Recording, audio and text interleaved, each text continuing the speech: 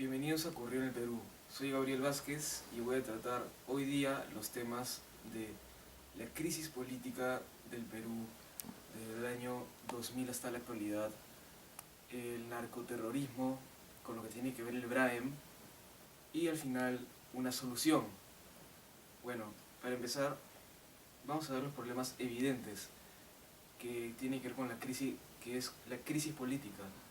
Desde el año 2000 hemos visto problemas de corrupción como, como el de Alejandro Toledo en su gobierno, que pensamos que iba a ser un gobierno más estable, que al principio fue así, pero después ahora podemos ver que es un presidente que está en la fuga y que todavía ni siquiera se atrapa. Y en el 2005, dentro de su gobierno, se dio el Andahuaylas, que es parte de esa crisis política, porque es un enfrentamiento, como un rencor político de, por parte de Antauro Humala, que fue un intento de golpe de Estado, pero fallido.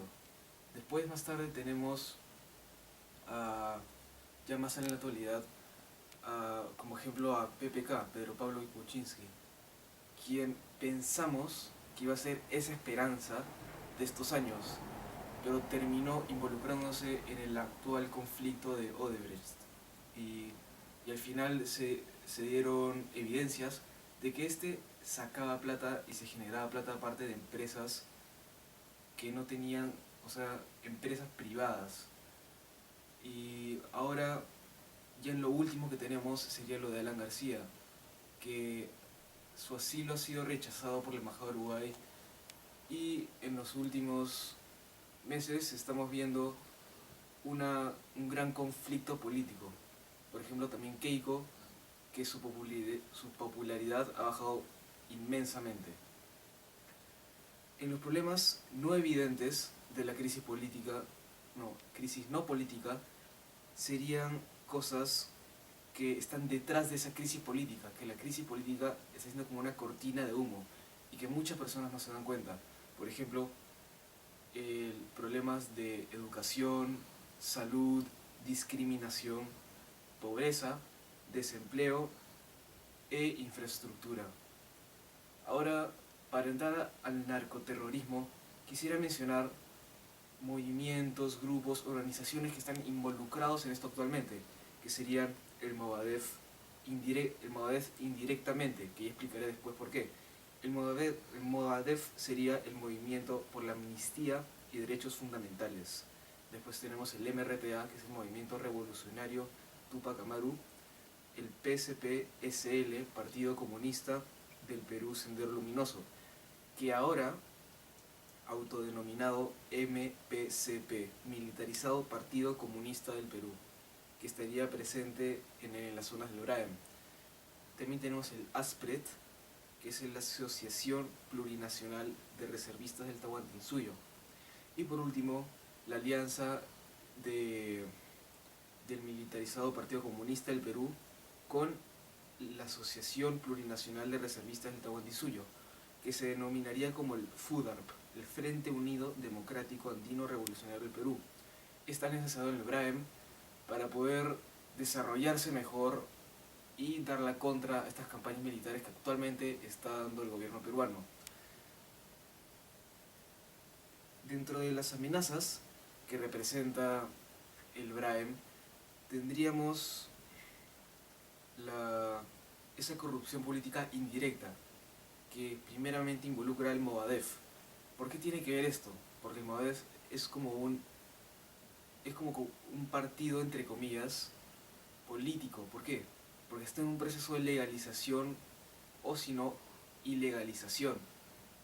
Y se ha demostrado que es financiado por actividades ilegales del BRAEM y dirigido desde la cárcel por Ayman Guzmán. Las amenazas que representa el BRAEM, ahora sí, tendríamos la violencia, que sería por una parte conflictos sociales. ¿Por qué?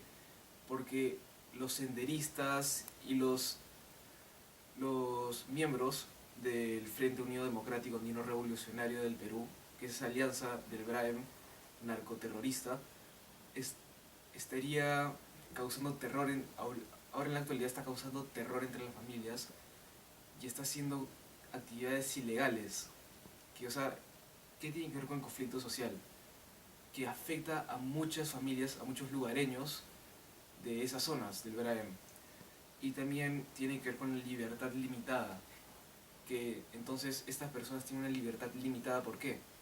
Porque si hacen tal cosa, de repente eh, los matan, los interrogan, y están los tales soplones, que los terroristas los torturan y matan, y dejan hasta mensajes para amenazar a los familiares y los individuos que están en esa zona del Braem. También tenemos la opinión pública. Esto es muy importante, porque últimamente se han dado, por ejemplo, campañas militares en el Braem, y han muerto militares, y, y últimamente también esto no ha curado, o sea, no ha solucionado el problema del Braem. Y esto hace pensar a la gente que el Estado no tiene mucho en cuenta este conflicto del Braem, que también representa como amenaza un freno de desarrollo nacional. ¿Por qué? Porque el mismo terrorismo, la misma actividad ilegal, frena de muchas maneras, cultural, económicamente y hasta políticamente, como podemos ver este pequeño problema del Movadef, que hasta ahora está en un proceso de legalización o ilegalización. Y por último, tenemos la falta de importancia del Braem, que mucha gente hoy en día piensa que el Estado no le da mucha importancia, la importancia que debería tener el Braem. O sea, cómo se debería solucionar eso, y que ya debería estar solucionado. Porque tenemos tantos problemas, que el Estado tiene tantos problemas, que de repente no es capaz de priorizar las cosas, pero, eh, o sea, desde una parte de opinión popular, y yo creo también que se debería priorizar más ese problema de Braem, que tiene un importante y un gran impacto a la nación, como dije, el freno de desarrollo nacional, que sería primeramente la razón por la cual se debería erradicar el narcoterrorismo en esa zona. Por último, vengo a decir la solución que mencioné al principio, que sería una propuesta esperanzadora. ¿Qué es esto? Es una propuesta que yo digo que sería que Lima últimamente es como que Lima es como si fuera todo el Perú, porque Lima últimamente y en estas décadas ha sido como que el foco de la nación, como que, o sea, es obviamente porque es la capital, pero se están olvidando las otras provincias, los otros lugares, y Lima se vuelve el foco de inversión, y así no debería ser, porque por ejemplo, en Ayacucho, ahí empezaron los senderistas a atacar. ¿Por qué? Porque las inversiones, porque no se hacían proyectos en ese tipo de zonas, porque el Estado no se preocupa por las zonas alejadas de la capital. Entonces debería haber una mayor comunicación, relación y preocupación por las zonas alejadas. También tenemos el no apostar por personas, no apostar por esos políticos que, que, ahora, que ahora están metidos en la corrupción. O sea, consecuencia de eso, o sea, no deberíamos apostar por personas, porque eso también termina mal. Deberíamos apostar por los sistemas políticos. ¿Por qué apostar por estos?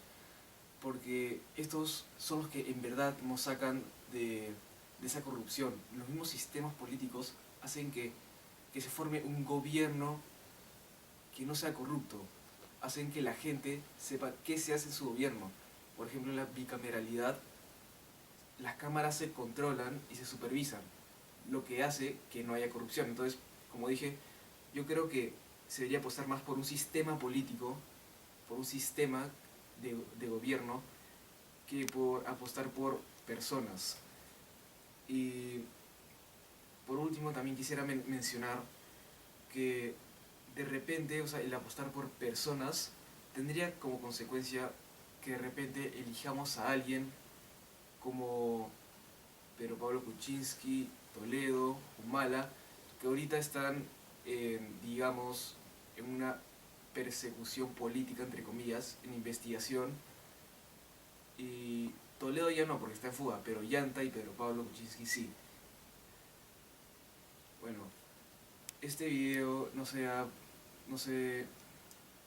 ha sido hecho con un gran apoyo de Maximiliano Mazuelos y Santiago Martínez, también como Hans Vázquez en la grabación. Gracias.